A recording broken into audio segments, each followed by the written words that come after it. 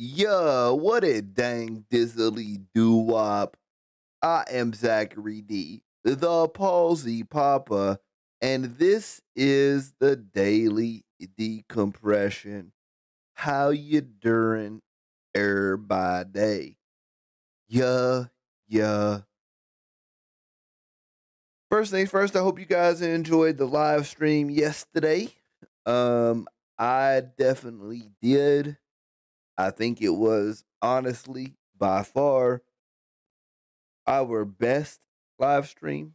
I think the discussion was good. Couple of good games. It was nice. Um, um, I was impressed with it, to be honest. The big homie Cerebral Palsy Gamer stopped by for a little bit.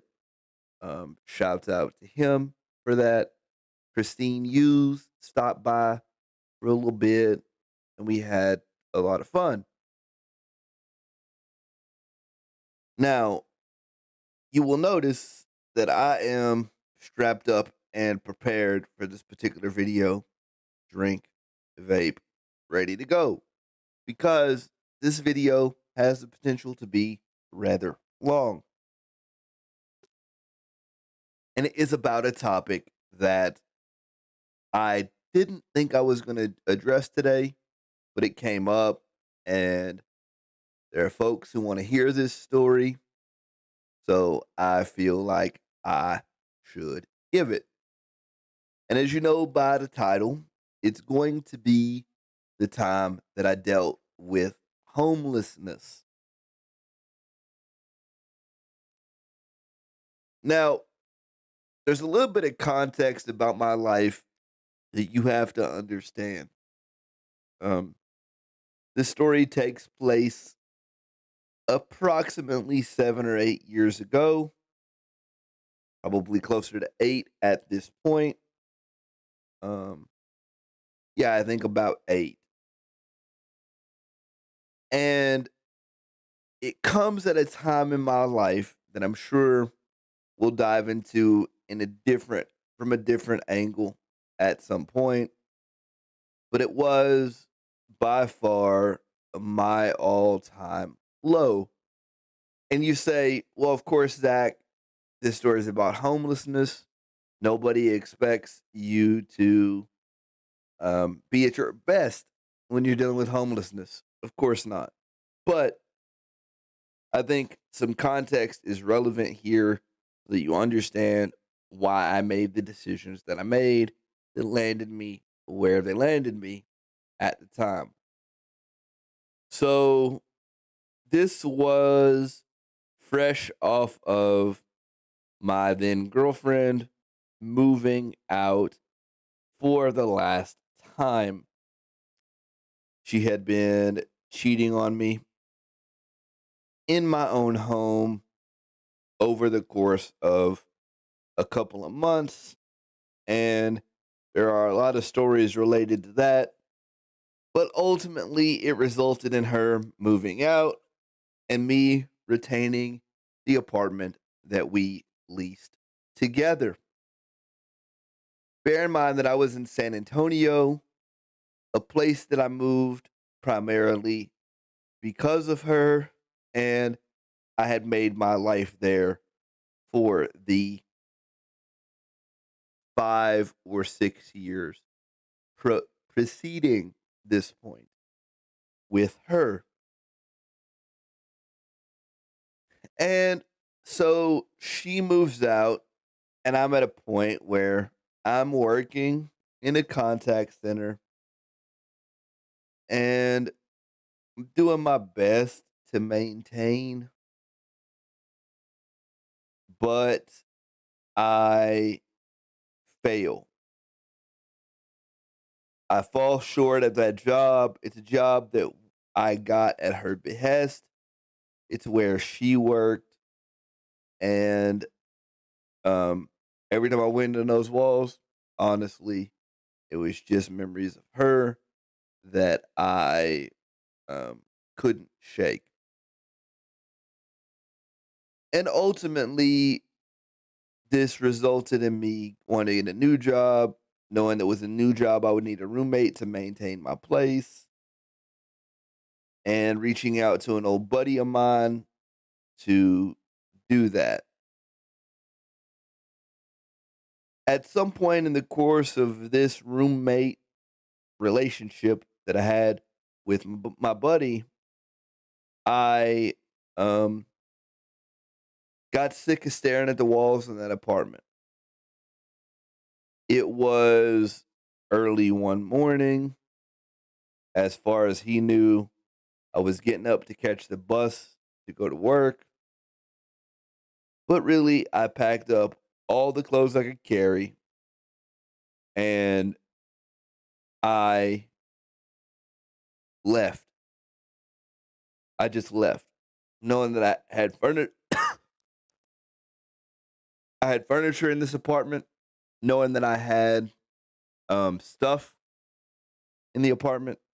I packed up all the clothes I could carry, and I just straight up left. I left the place. He had given me some money for rent, and I took that money and I just straight up left my place.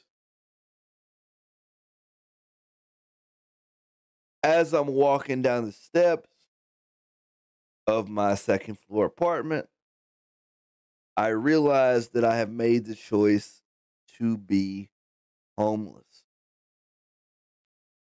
It was a very scary choice, honestly, because as somebody with a disability, I sort of knew that on the streets, I would be an easy target, and I had to be very careful about how I moved.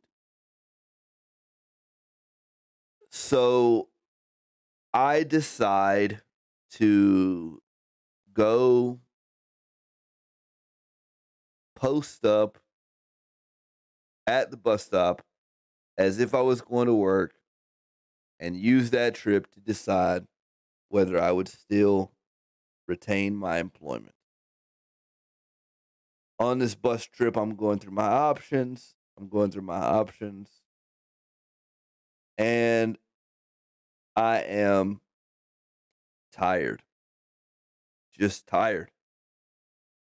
Tired of the environment that I was in. Tired of living in San Antonio. Tired. I had nothing holding me to that city anymore. And I said, you know what? No, I'm not. I'm at least not going back to my apartment. I'm not going back to my job. I'll figure it out. I rode the bus for probably 2 days, getting off here and there and carrying my bags as far as feasible, using random shops and outdoor outlets that I could find to charge my phone.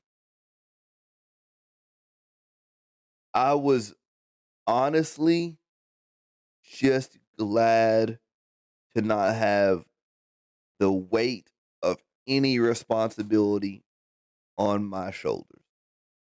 And I pretty much knew those buses that I could use that ran all night, and I could more or less make it um, through the day. So I would get on, get off the bus every so many runs so as not to be super suspicious, bearing in mind that I had free disability transit, so I was able to move about the bus incredibly freely with no charge out of pocket, so I was able just to do that. At some point over the course of the first week, I decided to take my laptop, which I had brought with me, with the clothes that I took, I decided to take my laptop and try and make some money. My bright idea at making money was to go to the McDonald's, use their Wi-Fi, and play Texas Hold'em online. Now, in a different situation where I wasn't trying to make a living quickly gambling, probably would have done all right. But honestly, I ate my shirt fairly quickly. So I'm stuck. I'm drifting around on the bus. I'm moving from place to place. I'm getting some food, a little bit of food here and there where I can. That actually brings up one really interesting story of meeting another homeless gentleman at a taco cabana who had a guitar, and I split my bean burrito with him because I had a little bit of money from the rent that uh, my roommate had paid that I basically stole from him, if we're honest. And Mike, if you happen to see this, you know by now that that's 10 years in the past, and I hope it's squashed. I really do. I'm sorry, bruh. Like, um, I made as much restitution at the end of that as I could, and I know I put you in a real difficult spot, and I'm sorry. I wasn't thinking straight. I was not the person I am today, and if I had those choices to do over again, it would be done much differently. But I digress a little bit. So I split my bean burrito with this dude because he had a guitar. And those of you who have been around the channel a little bit know that I am a rapper and I make, or I did at the time, make music, and I'd like to get back into it, but I rap. So me and this dude just split a bean burrito, and I was kicking a freestyle with the guy with the guitar, and he was doing his thing, and I was doing mine. It was great. But in the back of my mind, I knew I wasn't about to become no busker. So like I knew we weren't about to start no Sonny and Cher mess with this dude. So I was like, okay, well, what am I gonna do? Legitimately. This goes on for about a week. Um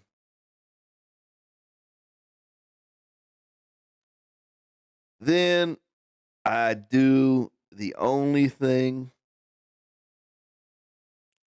I know how to do. The only connection I had left, the only bridge I hadn't really burnt. Um and the best that I could do in the moment. And I text my ex. I say, hey, I need to do some laundry. Can I come over? And it's really weird because I think we left on good terms, as hurt as I was and as dark of a place that that situation had put me in. And hopefully I go in on this channel um enough to really articulate how I ended up, the full story of how I ended up at this low point. But basically, the first week, I survive on a little bit of the rent money. And did I make a draw off of my poker money or not? I don't think I did. But I survived by going to the McDonald's Wi Fi and um, figuring that out and playing poker and taking my time there. And anytime I felt like I was wearing out my welcome, I would just move to a different spot, find a different McDonald's. Uh, I was walking a lot. I was tired a lot. Luckily for me, I was way more fit and capable of doing a lot of walking than I am now. And that's kind of how that played out. So that first week goes by, and I text my ex, hey, I need to do some laundry. She says, sure. So I say, I'm over here at this McDonald's. Um, Come scoop me up. And she does. And I do the laundry, and she takes me to work the next day, or she dropped me off at the bus, I think. Yeah, she didn't even take me to work. She dropped me off at the bus to get to work the next day. So, knowing that I hadn't been to work in days, knowing that I was fired, I spent that day once again riding the bus back and forth, kind of deciding how I was going to go about the next step. I had gotten a shower. I had a bunch of clean clothes. What was my next step? Well, I didn't really have a next step. I didn't know in that moment what my next step was going to be. So I'm communicating with my ex all day, this, that, and the third. When she gets off work, I'm back at the same McDonald's where she originally picked me up. And I finally spill the beans. I finally just say, um, here's the deal. I left I left the apartment. I'm letting it go. I'm not going to do that anymore. I'm not staying in the apartment you and I shared together. It's just not happening. And so she says, you can stay with me. Stay with me until you figure out what you're gonna do. Don't go back out on the streets. Stay with me. I say, fine. Fine, I'll figure it out. And I very much did not want to go back to my parents' house, but I think in the back of my mind, I knew that was where I would end up because I knew if I went home or close to home, there wasn't the same public transit options as there are in San Antonio. So I kind of knew and was preparing myself for the fact that I would end up back at my parents' house at my mid 20s. And it was depressing. Honest to goodness, straight up depressing. It was really, really bad.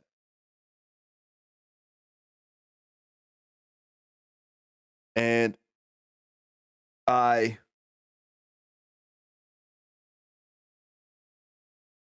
finally called my cousin after we go back.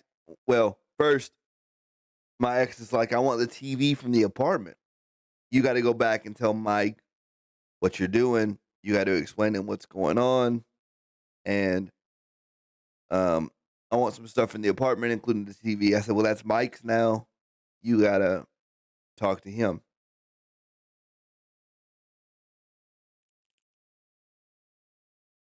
I said, well, fine. Um, so I go back and I tell him what's going on and I'm leaving and he can do what he wants and do whatever. I don't care. He's mad, I'm upset, and there are tears and a whole slew of emotions. Um, but my ex arranges to get the TV for Mike for I think like $100.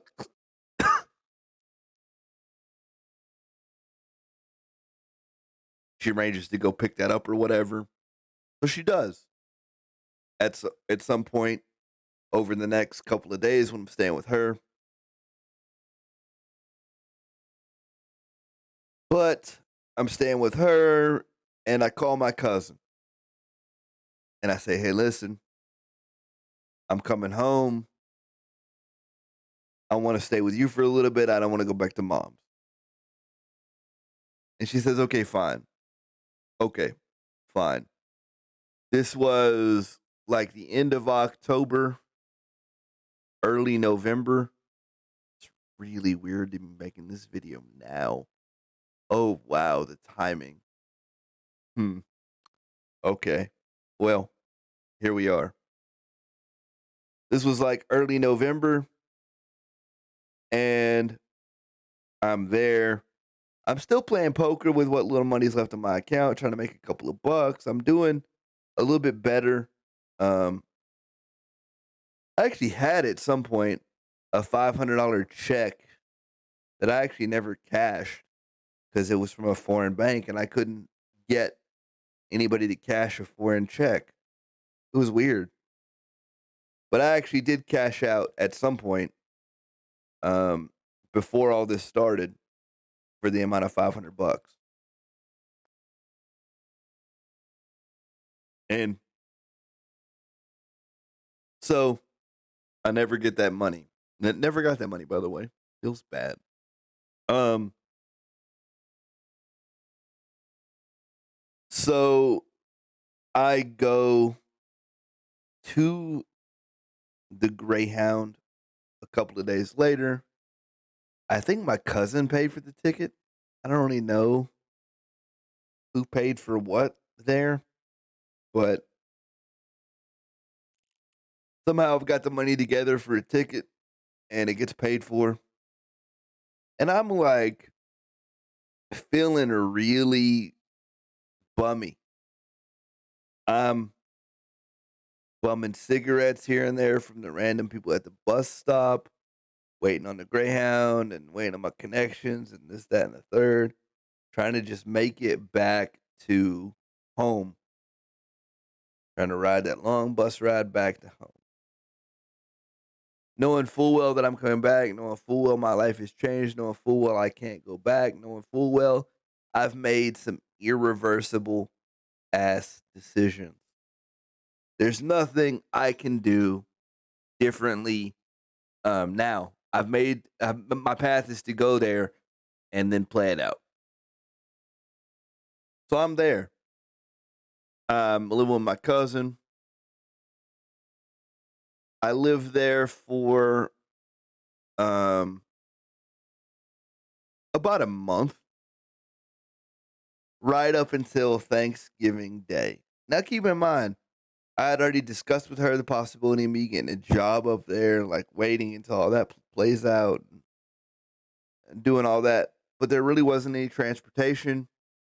She couldn't fit carting me around in her schedule.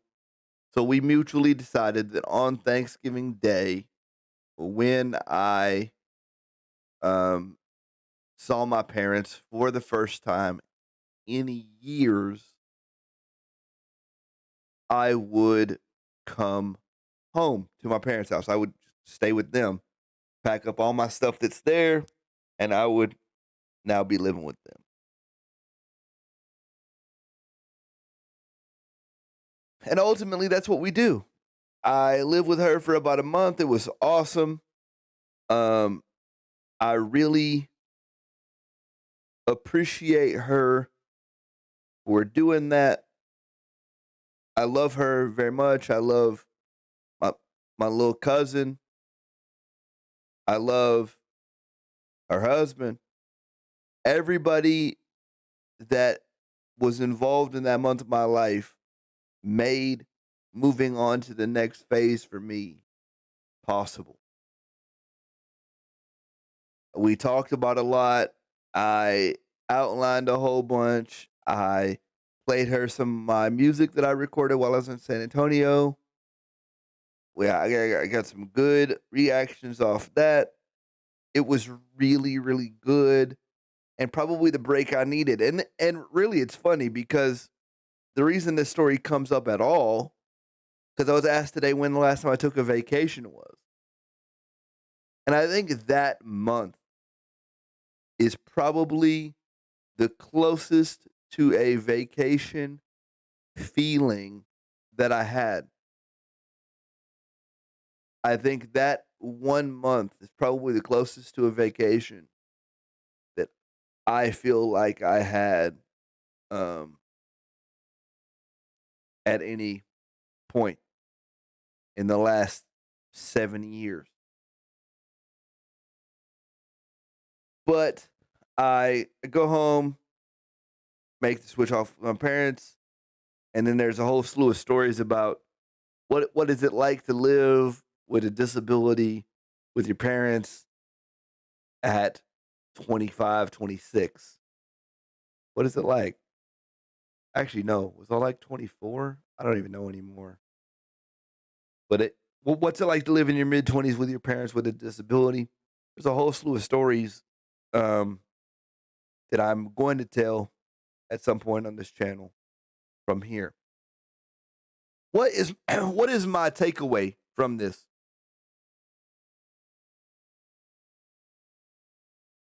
Is that yeah, I had some support that made my transition from rock bottom a little bit smoother than it is for a lot of people.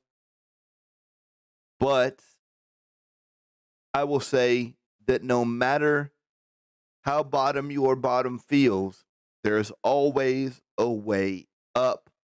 It might not be the way you want. Certainly, moving back home with my parents wasn't the way I wanted. Wasn't easy.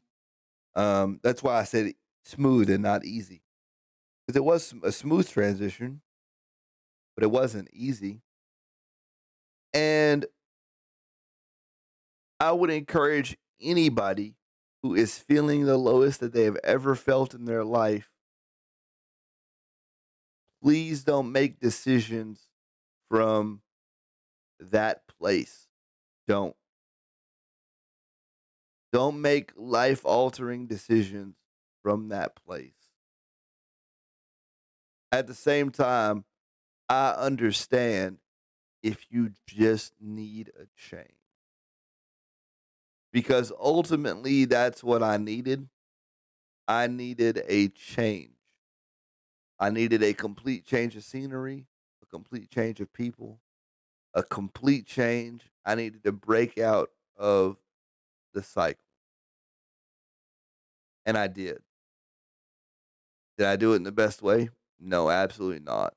No way, no how. But I broke out. I 100% broke out and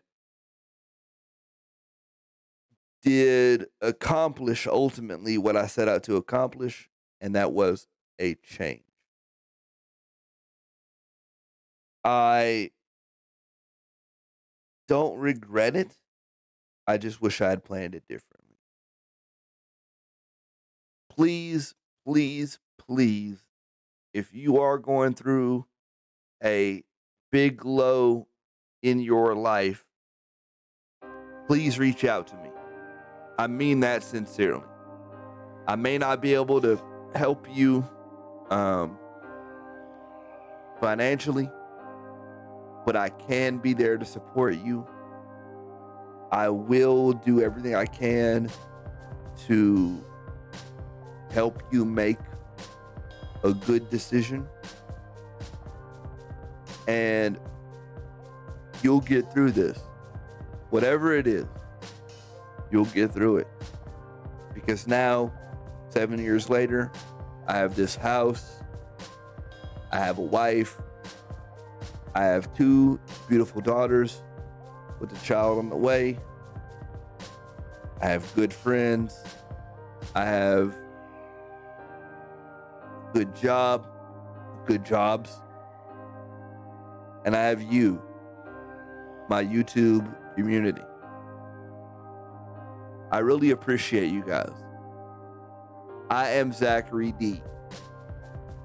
This is how I dealt with homelessness. Is it different than everybody else? Sure, it's unique. But this is how I dealt with homelessness with cerebral palsy. And I am the Palsy Popper. This has been the Daily Decompression. And as always, don't be tripping, because I'm still crippin'. See you guys tomorrow. Y'all have a great day and continue the good fight. I love you all.